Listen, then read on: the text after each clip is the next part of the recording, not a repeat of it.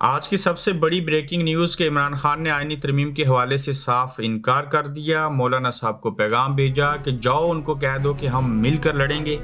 Jail میں کون کون ملا، کیا چیزیں ہوئی، یہ خبر کیسے باہر آئی۔ دوسری جانب حکومت کی بدماشی تاحال جاری، بلاول بھٹو کی کس نوعیت کی دھمکی، اور سینٹ کا اجلاس آج ہوگا لیکن تاخیر سے کیوں ہوگا، آج کی گورکھتندہ میں اس پر بات کریں گے۔ السلام علیکم، آپ دیکھ رہے ہیں گورکھتندہ ابرار قریشی، آپ سے مخاطب ہوں۔ آخرکار مولانا صاحب کی کوششوں سے اور حکومت کو گزارش کر کے عمران خان صاحب کے لوگوں کی ملاقات جو ہے وہ جیل میں کئی ہفتوں کے بعد ہو گئی۔ ملاقات کے اندر پہلے بیرسٹر سلمان اکرم راجہ صاحب کو نہیں جانے دیا گیا تھا، پھر اس کے بعد جو حامد رضا ہیں ان کو بھی کہا گیا کہ آپ نہیں جا سکتے، صرف علی ظفر اور گور خان جا سکتے ہیں۔ تو جب گور خان نے کہا کہ میں بھی ملاقات نہیں کروں گا اگر سلمان اکرم راجہ اور حامد رضا ساتھ نہیں جائیں گے، تو پھر کیا ہوا کہ سلمان اکرم راجہ، حامد رضا، گور خان اور علی ظفر چاروں نے عمران خان صاحب سے ملاقات کی۔ اب اگر صرف گور خان اور علی ظفر ملتے تو میں بھی آپ کو یہاں بیٹھ کے کہہ رہا ہوتا کہ علی ظفر اور بیرسٹر گور جو کچھ کہیں گے، اگر صرف انہوں نے ملاقات کی ہے تو پھر اس کی کوئی حیثیت نہیں ہوگی۔ اب جب باقی لوگ بھی ملے ہیں تو ابھی انہوں نے باضابطہ میڈیا سے بات نہیں کی، کیونکہ اس وقت مولانا فضل الرحمان صاحب کے پاس پی ٹی آئی کا وفد جو ہے وہ ملنے جا رہا ہے کہ عمران خان صاحب نے کیا کہا۔ یہ میں آپ کو سب سے پہلے بڑی خبر دے دیتا ہوں، پھر میں آپ کو بتاتا ہوں کہ مولانا صاحب کے ساتھ کون کون مل رہا ہے، کون کون ملے گا، کس طرف چیزیں چلی گئی ہیں۔ اب ایک کورٹ رپورٹر ہیں، انہوں نے یہ خبر دی ہے اور اس کو بریکنگ نیوز کے طور کے اوپر کہا گیا، جبکہ آپ یہ یاد رکھیے کہ ابھی تک بیرسٹر گوہر، بیرسٹر علی ظفر، سلمان اکرم راجہ اور حامد رضا جو عمران خان صاحب سے ملے ہیں، ان میں سے کسی نے کوئی بات نہیں کی۔ جب وہ باہر نکلے جیل سے، یہ کلپ آپ دیکھیے کہ ان سے جب میڈیا نے بات کرنے کی کوشش کی تو انہوں نے کہا جی کہ ہم آپ کو بتائیں گے کہ عمران خان صاحب نے کیا کہا اور کیا چیزیں ہیں، اور پوچھا گیا ان کی صحت کیسی ہے۔ کسی چیز کے بارے میں کوئی بات نہیں ہوئی۔ ظاہر ہے عمران خان صاحب یقیناً غصے میں ہوئے ہوں گے، ان سے لوگوں کو کیوں نہیں ملنے دیا گیا، لیکن اب تک یہ ہوا عمران خان صاحب نے صاف انکار کر دیا اور مولانا فضل الرحمان صاحب کو آئینی ترمیم کو نہ ماننے سے انکار کرتے ہوئے کہا کہ اسد کیسر سے کہا کہ مولانا صاحب کو جا کے پیغام دے دو کہ ہم اس جنگ میں ساتھ ہیں اور مل کر لڑیں گے۔ یعنی کہ مولانا صاحب کو عمران خان صاحب نے غیر سگالی کا پیغام پہنچایا، آئینی ترمیم کے حوالے سے مل کر لڑنے کا پیغام پہنچایا، کوئی ڈیل نہیں، اور عمران خان صاحب سے کوئی ملنے دے یا نہ ملنے دے، وہ بیمار ہوں، وہ صحبتیں برداشت کریں، جیسے کیسے حالات ہوں۔ تو اس میں عمران خان صاحب کہہ رہے ہیں کہ جاؤ مولانا صاحب سے کہہ دو ہم مل کے لڑیں گے، اور اس آئینی ترمیم کے حوالے سے جو ہے اکٹھے ہیں اور ایک پیج کے اوپر ہے۔ اب دیکھیے کہ مولانا صاحب،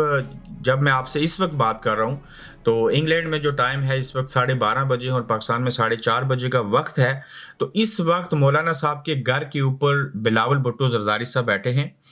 کچھ ہی دیر کے بعد آصف علی زرداری صاحب بھی مولانا صاحب کو ملیں گے، حکومتی وفد کے لوگ باقی بھی وہاں پہ موجود ہیں، مولانا صاحب کو پی ٹی آئی کے لوگ بھی ملنے کے لیے جا رہے ہیں۔ اختر مینگل جو بیرونی دنیا میں تھے وہ واپس چلے گئے ہیں، اور اختر مینگل صاحب کی ایک لمبی کہانی ہے، وہ کہتے ہیں جب تک جو مسنگ پرسنز ہیں، جو اغوا شدہ لوگ ہیں، ان کو آپ بحال نہیں کرتے، ہمیں نہیں دیتے، تو اس وقت تک ہم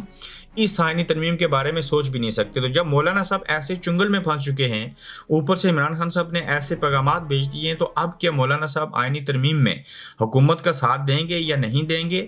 پھر جو اپنا آئینی ترمیم کے حوالے سے مسودہ ہے، کیا اس کے اوپر بھی عمل کرتے ہوئے آگے بڑھیں گے یا نہیں بڑھیں گے؟ سب سے بڑی چیز کہ عمران خان صاحب نے جو کہا کہ جاؤ مولانا صاحب کو کہو کہ ہم ایک پیج پہ ہیں اور ہم مل کر آئینی ترمیم کو ماننے سے انکاری بھی کرتے ہیں اور مل کر یہ جنگ لڑیں گے۔ اس میں جنگ کا لفظ استعمال کیا گیا کہ یہ جو جنگ ہے یہ ساتھ مل کر ہم لڑیں گے۔ تو یہ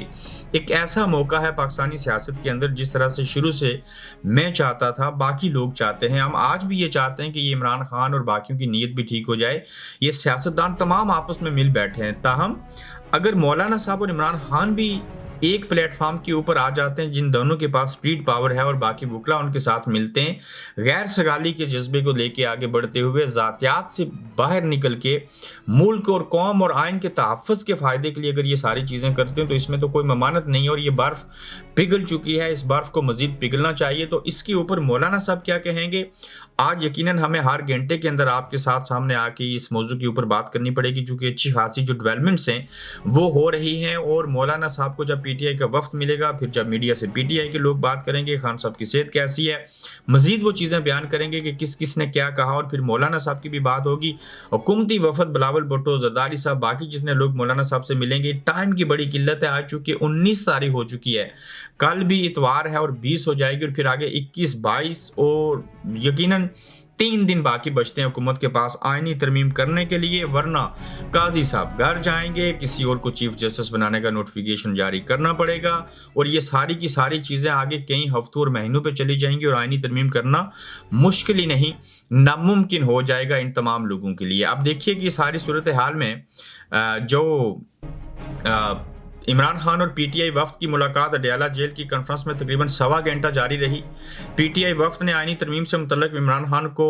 جو ہے وہ آگاہ کیا۔ پی ٹی آئی وفد واپس اب اسلام آباد روانہ ہو چکا ہے، مولانا سے ملاقات متوقع ہے۔ فی الحال میڈیا کو عمران خان کے موقف سے آگاہ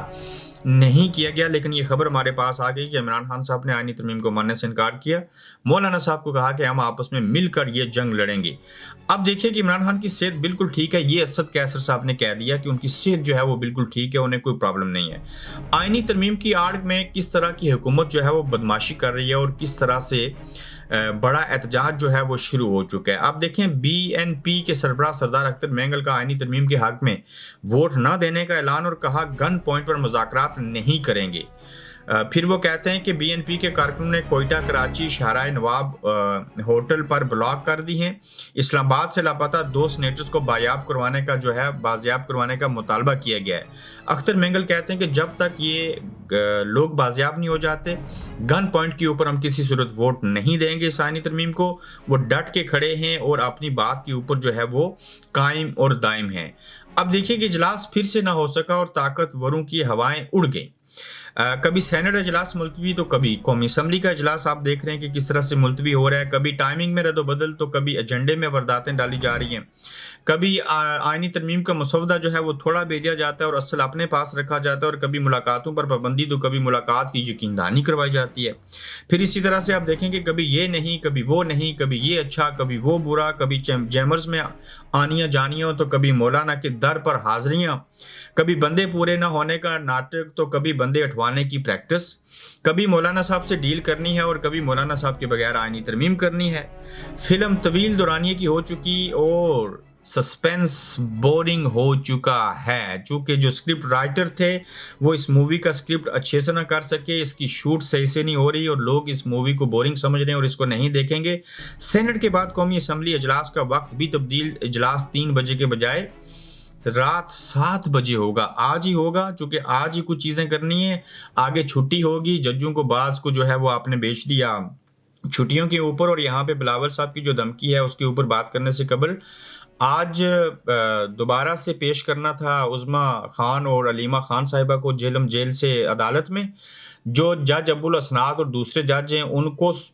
آنے ہی نہیں دیا گیا، انہیں کہا آپ چھٹی پہ چلے جاؤ۔ جب وہ چھٹی پہ چلے گئے اور اگر چھٹی پہ نہ جاتے اور ان کو سننا پڑتا تو مزید تو وہ ریمانڈ دے نہیں سکتے تھے، یہ بات پھر ہائی کورٹ میں چلی جانی تھی، ہائی کورٹ سے ضمانتیں ہو جانی تھی، تو لہٰذا ان کی ضمانت نہ ہو اور ہائی کورٹ میں کیس نہ جائے، انہی من پسند ججوں کے پاس رہے، تو انہوں نے یہ ججوں کو ہی چھٹیوں کے اوپر بھیج دیا۔ آپ امیجن کیجئے اس ملک کے اندر طاقتور کتنے طاقتور ہیں، اور وہ ججوں کو کہتے ہیں کہ آپ نے ٹوائلٹ جانا ہے یا نہیں جانا وہ ویسے ہی کریں گے، آج آپ نے روزہ رکھنا ہے، بھوکھا رہنا ہے، کیا کرنا ہے بالکل ویسے ہی کریں گے، یعنی کہ ان کے اشارے کے بغیر